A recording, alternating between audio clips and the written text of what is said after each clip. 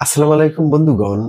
পিনাকি ভট্টাচার্যের প্রিয় দল, যে দলটি অনেকে বলে থাকেন যে পিনাকি ভট্টাচার্যের পরামর্শে তৈরি হয়েছে, সেই দল কোনটি?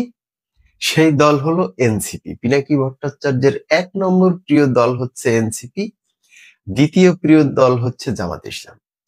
তো সেই এনসিপি দুর্নীতিতে ব্যাপকভাবে নিমজ্জিত।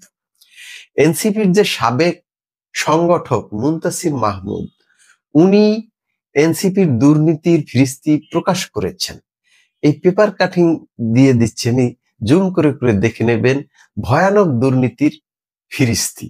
এনসিপি তার নিজ দলের লোককে পিপি নিয়োগ দিয়েও 50 লাখ টাকা চাঁদা চেয়েছে। এই রেকর্ড বাংলাদেশে অন্য কোনো দলের আছে কিনা এ ব্যাপারে সন্দেহ আছে।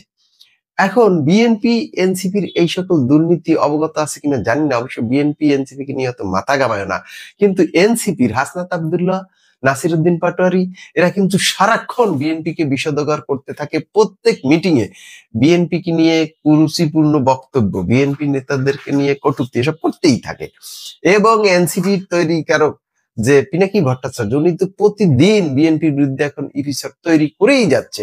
এখন কথা হলো, ওনাদের এখন বিএনপি নিয়ে কথা বলার আর মুখ থাকার কথা, ওনারা এখন কি ভেবে বা কিভাবে বিএনপির সমালোচনা আর করবেন?